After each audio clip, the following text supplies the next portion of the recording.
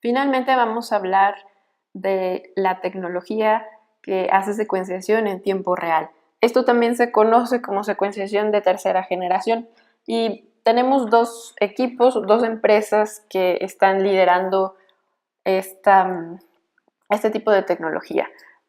Existen actualmente una estrategia de hacer long read sequencing, que se refiere a secuenciar segmentos y crear reads largos. Y la otra tecnología usa short reads y los ensambla en sílico. Esto se conoce como synthetic long reads. En el caso de secuenciar fragmentos y generar reads largos, tenemos dos empresas, una Pacific Bioscience y la otra es Oxford Nanopore. En esta diapositiva presento la tecnología de Pacific Bioscience, el PacBio. Y ellos le llaman Smart Sequencing, que es Single Molecule Real-Time Sequencing.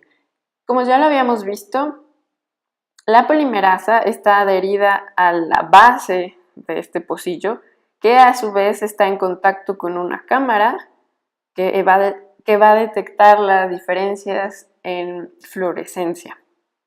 La fluorescencia va a estar dada por 4 distintos fluoróforos que corresponden a cada uno de los nucleótidos que se pueden ir agregando a la cadena durante la secuenciación. Entonces, la polimerasa va a reconocer a la plantilla que tiene que tener un primer hibridizado o alineado y a partir de ahí va a leer cuál es el nucleótido que sigue y va a incorporar, aparear el nucleótido para crear una cadena complementaria. Entonces, cuando la polimerasa agrega el nucleótido y corta, remueve estos grupos fosfato que están adheridos al fluoróforo, se crea la fluorescencia. Entonces la fluorescencia es mucho mayor cuando se une el nucleótido y se remueve.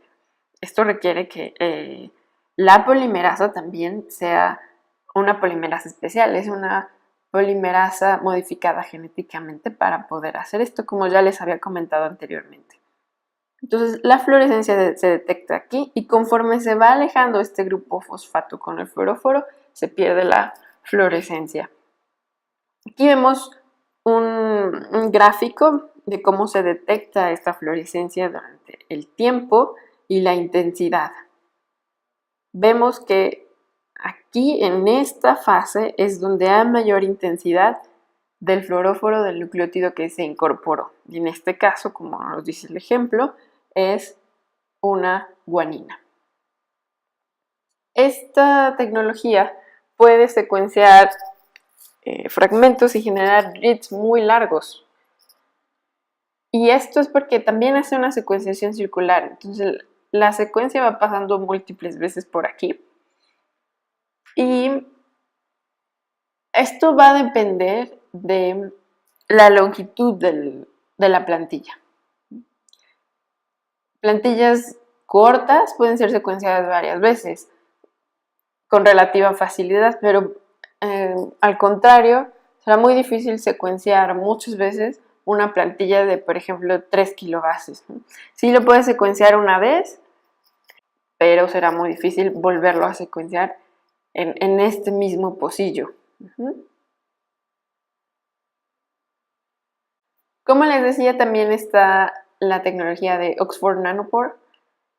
Esta es una secuenciación también en tiempo real. Vemos aquí el fragmento y para mantener las cadenas unidas se utiliza este clip, este hairpin, que va a ayudar a mantener las cadenas unidas, pero también va a servir como adaptador para que entre a esta estructura.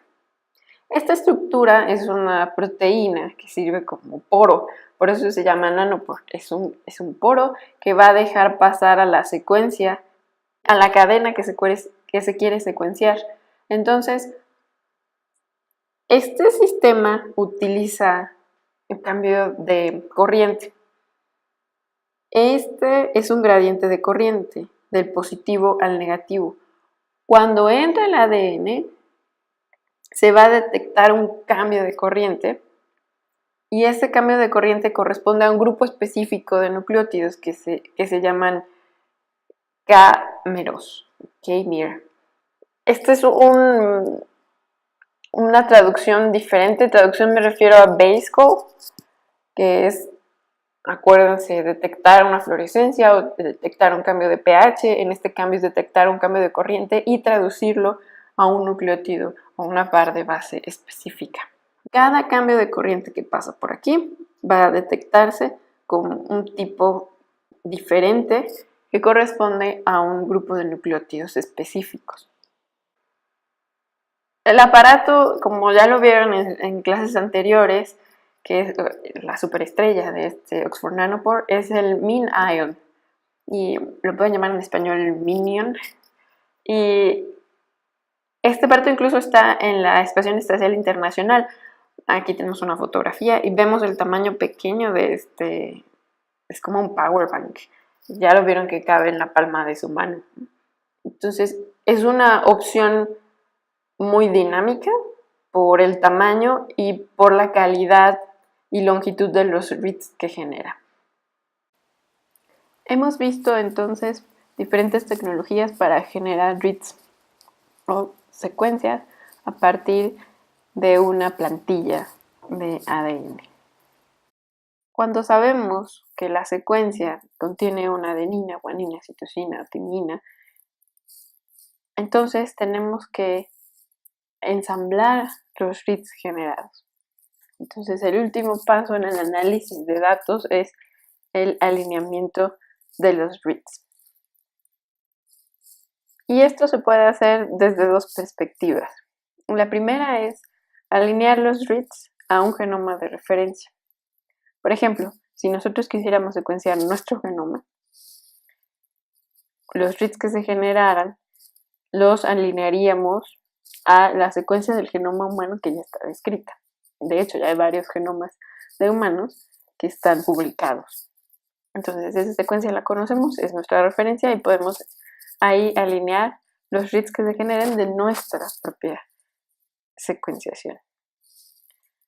Por otro lado, tenemos la alineación de los reads de novo.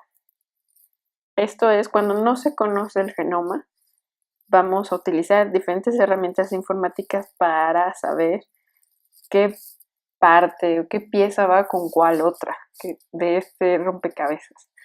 Esto es mucho más fácil cuando se hace en genomas cortos, como los genomas bacterianos.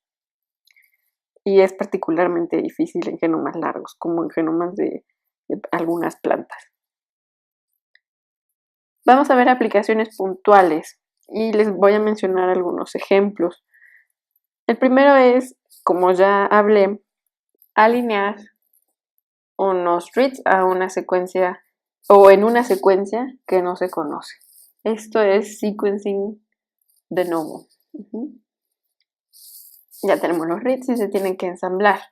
Depende del equipo, se van a generar reads largos o cortos. Estos, como ya vimos, pueden empalmarse unos con otros. Este verde de aquí alinea con el verdecito de aquí abajo y así se van alineando de acuerdo a cómo se parezcan las secuencias de cada uno de estos reads. Estos reads se van a ensamblar en un contig, que es secuencias contiguas ensambladas. Este contig, a su vez, forma un scaffold, una parte más grande de ese genoma que se va a ensamblar con otras partes más grandes del genoma, con otros scaffolds. Este ensamblaje finalmente nos va a dar la secuencia completa del genoma, un genoma que no conocíamos y es por eso que es secuenciación de novo. También se puede medir la variación genética de un organismo del que ya se conozca el genoma. Entonces ya conocemos qué genes o cómo se constituye el genoma de un organismo particular, entonces podemos hacer análisis funcionales, como por ejemplo secuenciación de ADN, secuenciación de ARN, identificación de SNPs o SNPs, que son Single Nucleotide Polymorphism. También algunas variaciones o mutaciones que se caracterizan por inserciones o deleciones también conocidas como indels, en el genoma. Podemos detectar variaciones estructurales, sobre todo en el ARN, y variaciones en el número de copias de algunos genes o de unas secuencias específicas. También podemos analizar los resultados transcriptómicos de algún estudio funcional de expresión. Y esto se hace con extracción de ARN, puede ser ARN total, ARN mensajero, ahorita lo vamos a ver, y posteriormente se hace la síntesis de ADN complementario. Estos estudios de transcriptómica nos pueden dar información acerca de la expresión diferencial de algunos genes que se traducen en RNA mensajero, por ejemplo. Se puede identificar y estimar la expresión de diferentes subclases de ARN. Como ya les mencioné, podemos estudiar qué tanto ARN mensajero hay para un gen en específico, cuánto se transcribe ese gen. Podemos saber cuánto RNA nuclear o citoplasmático o poliadenilado o pequeños RNAs existen dentro de una célula y se están expresando. También podemos saber cuáles son los niveles de expresión de variantes de splicing. Puede haber splicing alternativos, es decir, una secuencia se puede transcribir en una proteína A o una proteína B de acuerdo a cómo se hace el splicing, cómo se hacen las modificaciones transcripcionales de ese gen en específico. Se puede saber si hay ARN circulares, se puede saber si hay interacciones proteínas y RNAs. Y también se puede saber si hay edición del RNA, por ejemplo, si ese RNA se metila o qué otras modificaciones durante la transcripción se realizan. Entonces, nos puede decir mucho sobre los ARNs, porque no nada más se va a transcribir a una proteína, a un RNA, sino los RNAs tienen muchas otras funciones, codificantes y no codificantes dentro del genoma. También podemos analizar cambios epigenómicos y cambios en los mecanismos reguladores del genoma. Por ejemplo, se puede saber si hay metilación en el ADN. Recuerden que esos cambios epigenómicos nos van a decir si un gen se expresa o no, no nada más dependiendo de si existe el gen y si es codificante. No, hay modificaciones afuera, epigenómicas, en las histonas, en cómo se dobla la cadena de ADN para que se pueda o no transcribir un gen. Y como ya les decía, también se pueden analizar interacciones proteínas con ADN. Finalmente, también se pueden hacer estudios de metagenómica. Esto es, por ejemplo, cuando se quiere conocer la ecología microbiana, cuál es el cambio en la microbiota de un animal o de una persona dependiendo a un cierto tipo de dieta, dependiendo de un cierto tipo de enfermedad, entre otras cosas. Entonces hay diferentes aplicaciones. En este módulo nos vamos a enfocar a estudiar las variaciones en la transcriptómica. Nos vamos a enfocar entonces al estudio de diferentes subtipos de ARN. Esto es un breve recordatorio de lo que veíamos en la primera clase. En esta gráfica vemos los diferentes equipos comparados con respecto a la cantidad o la longitud de reads que genera por la cantidad de gigabases por corrida. Esta es una gráfica del 2012, véanla bien. Tenemos aquí el GA2 de Illumina, el HiSeq de Illumina, MiSeq Illumina, Proton de Ion Torrent. Tenemos el Pacific Bioscience. Estos GS son de 454 de Roche. El Solid también es de Roche. Por supuesto el Sanger. Ahora, vean esta gráfica del 2016. Aquí está el GA y vamos avanzando en cuanto a la cantidad de información que genera estos equipos por corrida. Si bien no ha cambiado mucho la longitud de los reads, están entre 100 y 150, como lo vemos aquí, pero sí ha aumentado la capacidad de secuenciación masiva de estos equipos y está principalmente dominado por las plataformas de Illumina, HiSeq, MiSeq, en sus diferentes presentaciones. Seguimos teniendo el Proton de Ion Torrent. Tenemos aquí el PacBio. PacBio ha sido mejorado en los últimos años y promete demasiado en cuanto a secuenciación de tiempo real. Y tenemos aquí el MinION, o el Minion, de Oxford Nanopore, que ya les había explicado. Entonces, nos vamos a enfocar a esta parte de las plataformas de Illumina, no solo porque tiene muchos equipos, sino porque es uno de los equipos que nos ofrece mayor flexibilidad y ventajas para la secuenciación de ARN.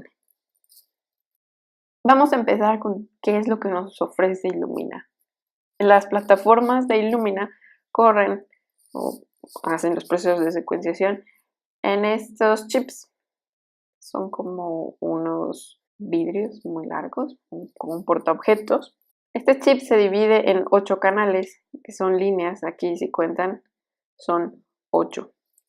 Cada uno de los canales se puede cargar con una muestra diferente que tiene un identificador diferente, una etiqueta diferente. Esto nos permite tener multiplexing en un solo chip, ¿sí? O sea, diferentes muestras en cada línea en un solo chip. Requiere relativamente poca cantidad de muestra, en más o menos un microgramo, y con ese microgramo nos va a generar millones, incluso pueden ser más, de reads. Y estos reads vamos a ver que están contenidos en clusters, en grupos de reads. Estos millones de reads se van a encontrar o se obtienen en un chip de estos, que se le llama en inglés flow cell. Cada uno de los clusters, ahorita vamos a ver específicamente dónde se encuentran los clusters, contiene alrededor de 1000 copias de la misma plantilla. Específicamente o más a fondo, les repito, este es el chip, el flow cell, tiene líneas. Normalmente dejamos una línea para el control. ¿Y cómo está conformada esas líneas? Esas líneas tienen 2 columnas y en cada columna podemos encontrar estos mosaicos o tiles. Cada columna puede contener entre 50 y 60 mosaicos, dependiendo del equipo, ¿no? Este es el GA2 y el GA2X. Cada uno de los mosaicos lo tenemos ejemplificado aquí, es como este, y se le van a tomar fotografías 4 veces. ¿Por qué 4 veces? Porque son 4 nucleótidos que se agregan y que tienen diferentes colores. Este es el mosaico, esto es como se ve. Cada uno de estos puntitos es un clúster. Y acuérdense que dijimos que un clúster puede tener hasta 1000 copias de una plantilla original, de un fragmento que se secuenció. Dentro del flujo de trabajo, de cómo ocurre la secuenciación a nivel microscópico, bueno, este es el mosaico. Y el mosaico va a tener adherido a la plataforma sólida los primers.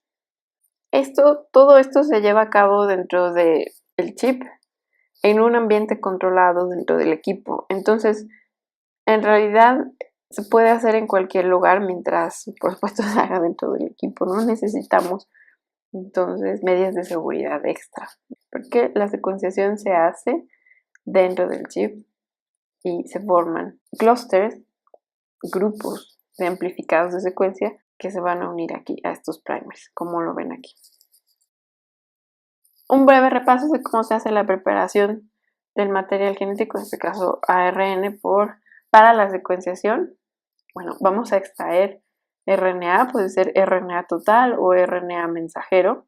No siempre se puede obtener una muestra totalmente limpia de ADN, entonces se tiene que agregar enzimas que degraden al ADN, se quita ese ADN, nos quedamos solo con el RNA y tenemos que definir entonces si queremos analizar solo el RNA mensajero o queremos el RNA ribosomal o el RNA de transferencia o los small RNAs o small RNAs. Digamos que seleccionamos por o para RNA mensajero. ¿Y esto por qué? Porque queremos saber el nivel de transcripción de un gen. Acuérdense que de un RNA mensajero se va a producir una proteína. Este RNA mensajero es un indicador de que tanto se transcribe un gen. Tenemos los RNAs y lo tenemos que convertir o transcribir de vuelta a ADN complementario. Por eso se hace una transcripción inversa o reversa del RNA a DNA complementario, o como ven aquí, cDNA. Después se van a agregar los adaptadores a cada uno de los extremos de las secuencias. Se van a amplificar mediante PCR. Si tenemos muy poca muestra, sí se puede amplificar por PCR. Y entonces se puede seleccionar de acuerdo al tamaño. Si no quisiéramos hacer amplificación por PCR, antes de meterlo al chip, podemos meter estos fragmentos con los adaptadores directamente al chip. Esto sí estamos seguros de que la muestra es de buena calidad y está en buena cantidad. Entonces, ¿qué sucede? Primer paso. Este es el mosaico y miles de moléculas únicas, una sola molécula, va a hibridizar con los primers que están adheridos a la fase sólida de aquí. Acuérdense, ¿por qué hibridizan? Por los adaptadores que tienen aquí, que estos son secuencias universales. Una vez que se da esta hibridación, puede empezar la polimerasa a extender la cadena. La polimerasa va a elongar la cadena y va a producir una cadena complementaria. La cadena original, que es esta, se va a separar de la cadena que se generó, de la nueva que se sintetizó, y se va a eliminar. Solo nos vamos a quedar con la cadena que se acaba de sintetizar. Y esta cadena sigue adherida de manera covalente a la superficie sólida. Ahora, estos primers son universales y esto ocasiona que los fragmentos iniciales que se unen a estos primers lo hacen o se unen de manera totalmente aleatoria. Por lo tanto, no va a favorecer una u otra secuencia. Esto se hace totalmente de manera aleatoria. Esta molécula, que era la nueva que se sintetizó, se va a doblar y se va a unir o va a hibridizar con un primer adyacente. Y esto hace esta estructura como de puente. Una vez aquí, la polimerasa puede adherirse otra vez y va a copiar esta cadena, formando una cadena complementaria. Aquí tenemos la doble cadena, esta cadena de aquí que sintetizó la DNA polimerasa. Y esto es lo que se llama puente o bridge. Después las dos cadenas se separan y tenemos dos cadenas separadas, pero se formaron a partir de la misma secuencia original, de la misma plantilla. Y tenemos entonces dos copias de la plantilla original que están adheridas a los primers en la placa sólida. Y después la formación de puentes continúa exponencialmente. Estas secuencias se doblan y tienen que o pueden hibridizar con los primers adyacentes, la polimerasa va a llegar y los va a copiar. Y así tenemos la formación de muchos puentes. Estos puentes todos se formaron a partir de la secuencia original y esto se le llama un clúster. La formación de los puentes se va a deshacer, los puentes se van a deshacer mediante desnaturalización, es decir, cambios de temperatura. Y vamos a tener estas secuencias así, como alineadas. Y es interesante que la cadena reversa se remueve y no la tenemos ahí. De manera que solo nos quedamos con las cadenas 5', 3', las forward. Estos clústeres son de la secuencia original, pero las cadenas que estaban en dirección 3' a 5' a partir del primer que está unido a la fase sólida se quitaron. De manera que solo nos quedamos con estas cadenas que van en dirección 5 a 3', que son forward.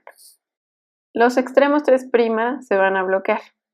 Esto es para que no se pueda doblar otra vez la cadena y formar más puentes. Esto se controla con temperatura, pero también es más fácil controlarlo añadiendo este agente que bloquea que no se pueda unir más aquí. Ahora sí, ya se hizo la amplificación clonal, ya tenemos clusters de secuencia original. Ahora se va a empezar la secuenciación. Se alinea el primer de secuenciación a parte o al extremo 3' y esto va a hacer que se inicie la elongación de la cadena original.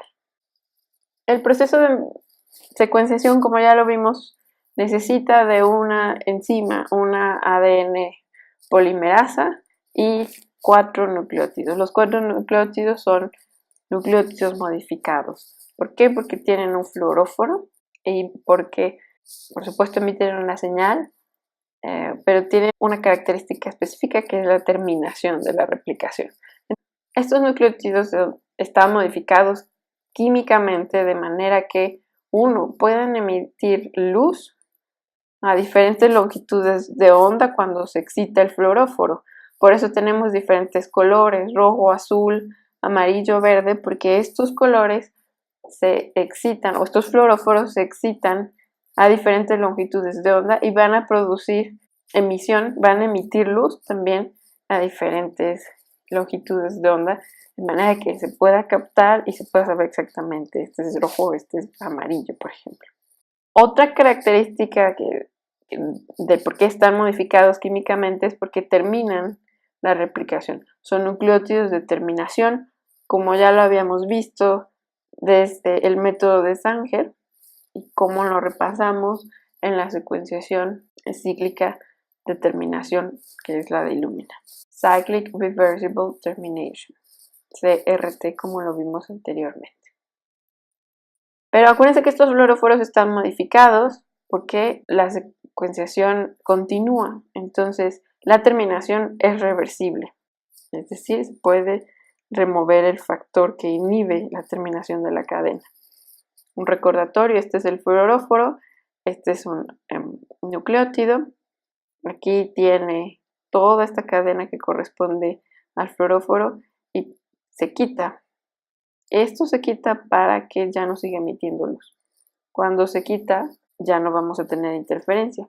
Este fluoróforo cuando se incorporó tenía un rojo o un azul, dependiendo del nucleótido, y cuando se quita ya no nos interfiere. Esta parte que tenemos aquí, 3' o ácido metil, está bloqueando este grupo. Acuérdense que aquí debería haber un grupo OH, un hidroxilo. Entonces también se quita. La polimerasa debe estar modificada. Es una polimerasa modificada genéticamente para que pueda llevar a cabo estos cortes. Se las pueda quitar y pueda continuar la secuenciación. Este es el primer de secuenciación. Estos son los nucleótidos con el fluoróforo.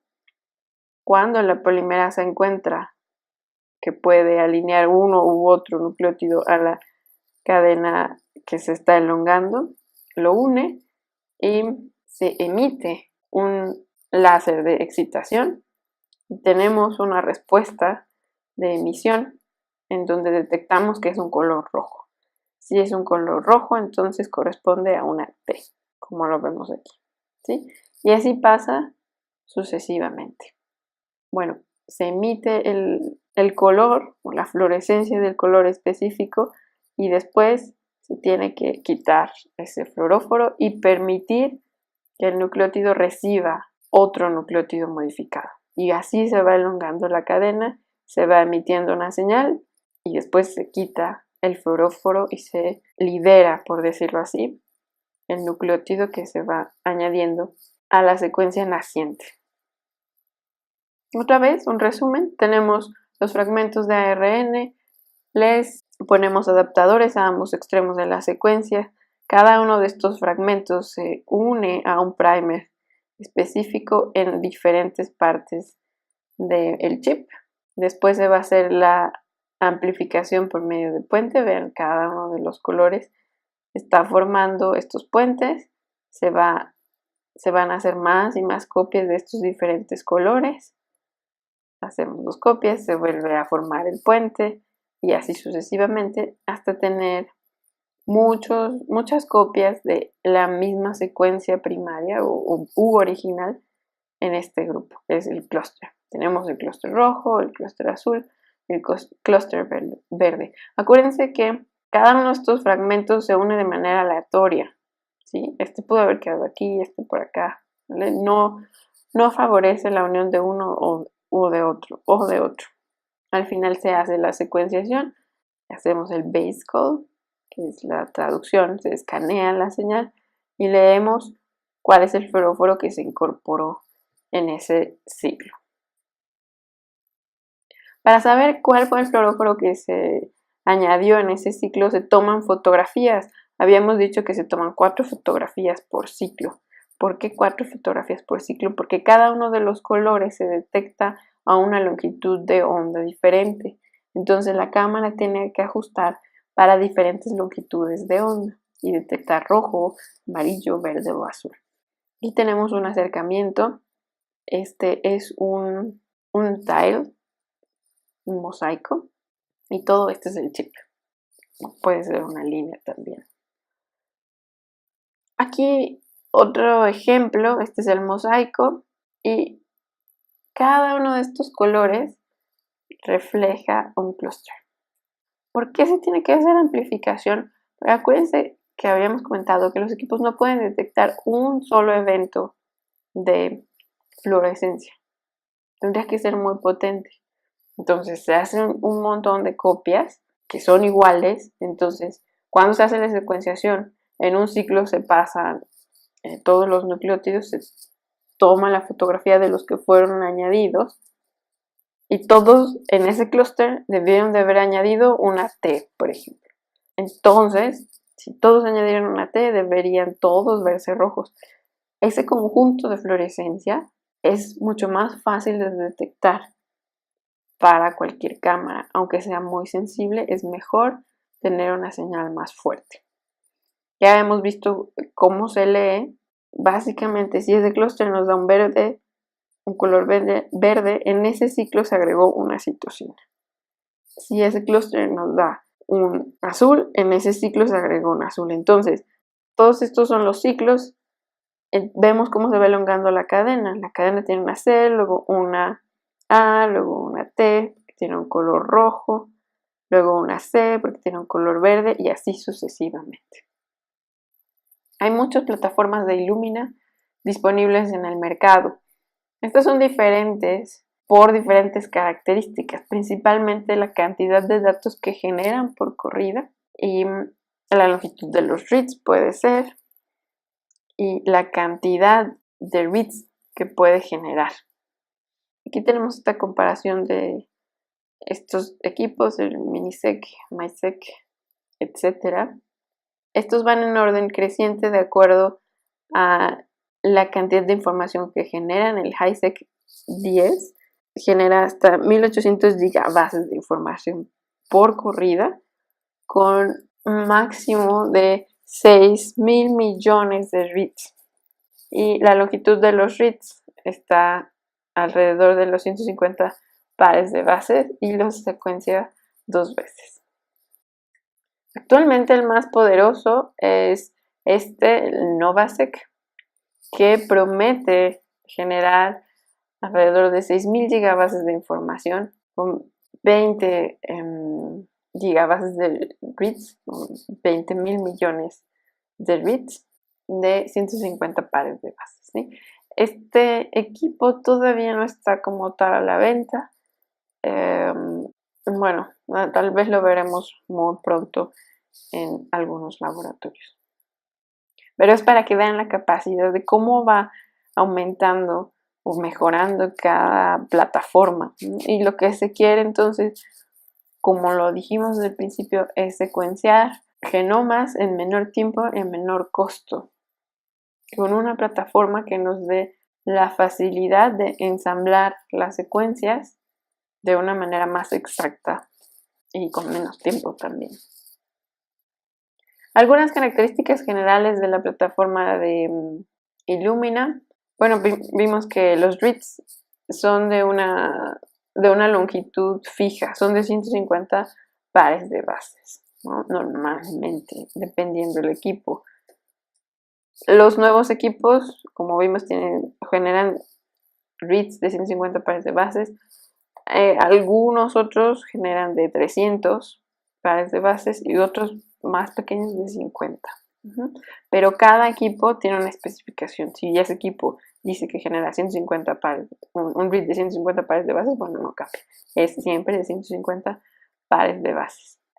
De estos equipos o de esta tecnología, el error más común durante la secuenciación es la sustitución de base.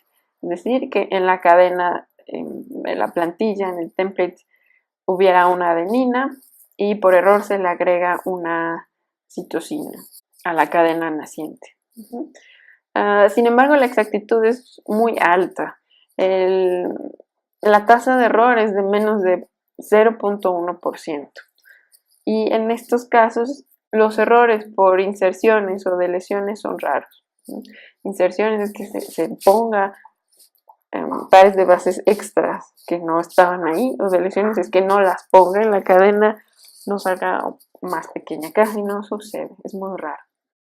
Sin embargo, la tasa de sustitución, que vimos que el error más común es la sustitución de base, esta tasa no es uniforme y puede incrementarse al final de la elongación del read, ¿no? Al final de los 150 pares de bases, en esos últimos 20, 10 pares de bases puede haber o puede incrementar la tasa de sustitución de alguna base.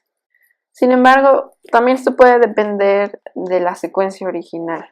Puede ser más frecuente que haya sustituciones de bases en secuencias que tengan una cantidad alta de guaninas y citosinas.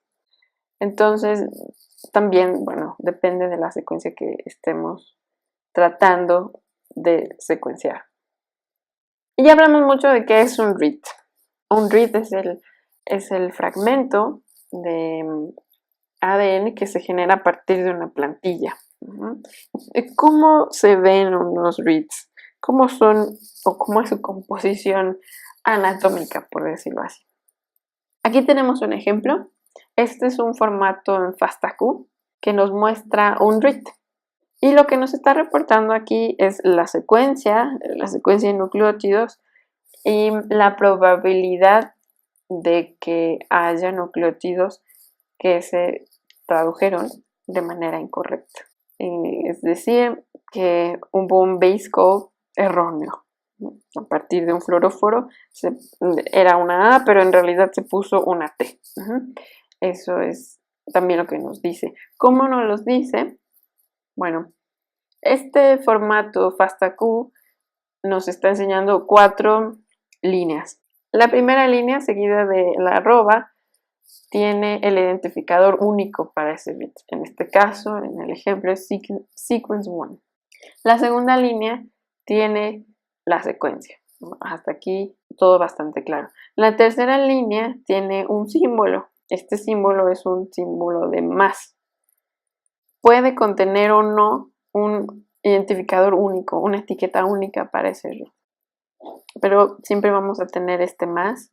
Si tiene la etiqueta, la pone, si no la tiene, solo deja el más. Y la cuarta columna nos da la calificación, los scores de calidad de cada uno de los nucleótidos. Esto está en un código. Es un código de una conversión decimal en el lenguaje de programación ASCII. Estos scores de calidad se refieren a que cada letra se va a traducir en un decimal, de acuerdo a diferentes pasos, desde el código ASCII binario a una transformación decimal que nos va a dar un número. Por ejemplo, F es el score de que esta base sea realmente una G. F en este caso es igual a 102, es lo que se traduce del código. Y en el lenguaje de calificación o de scores de la plataforma de Illumina se tiene un rango de 0 a 40, es decir, en el código ASCII el número menor que se acepta es 64, y bueno, eso quiere decir que el score es 0, hasta un score de 104 que sería lo que nos dice este código de letras, es hasta 104, que en el código de Illumina es 40, es el score más alto. Este 93 que tenemos aquí, esta G tiene un score de 93, esta F aquí tiene scores de 102, que es casi 40. Entonces son scores muy altos que nos dicen que realmente lo que se dice aquí de esta secuencia es real. Entonces, ¿qué es secuenciación de RNA? ¿Cuál es el principio? Ustedes lo pueden inferir con todo lo que hemos hablado. Se tiene un genoma, se hace la extracción o purificación de ARN total. En este caso podemos seleccionar solo por RNA mensajero o ARN mensajero, porque es el que va a codificar para una proteína. Hay partes del genoma que son codificantes, que corresponden a los exones, y nos van a dar una secuencia de RNA mensajero que vamos a poder determinar a partir de secuenciación. Y habrá fragmentos que no nos dan nada. Estas son intersecciones o junction bits, que en realidad no hay secuencia, solo un negrito de secuencia, y estas partes vacías corresponden a intrones, que son partes del genoma no codificantes. Solo vamos a obtener estas negritas.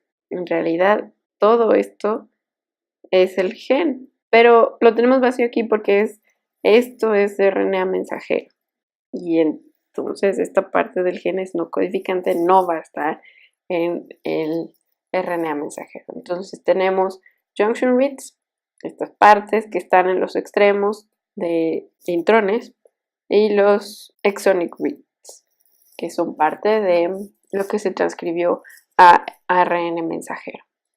Todas estas plataformas de las que les hablé, de High Throughput Sequencing, se pueden aplicar a la secuenciación de RNAs. Como ya les decía, tenemos un RNA mensajero, fragmentos de RNA, así como tal RNA, o se puede hacer una síntesis de ADN complementario. Si tenemos purificado un RNA total, ese RNA se puede transcribir mediante transcripción reversa a ADN complementario. Se le agregan los adaptadores y se secuencia. Por ahora no es posible secuenciar todos los subtipos de ARN, pero sí podemos secuenciar bastante. Y lo que se asume es que cada parte o cada conjunto de RNAs es representativo de una población, es decir, de un gen que se transcribió.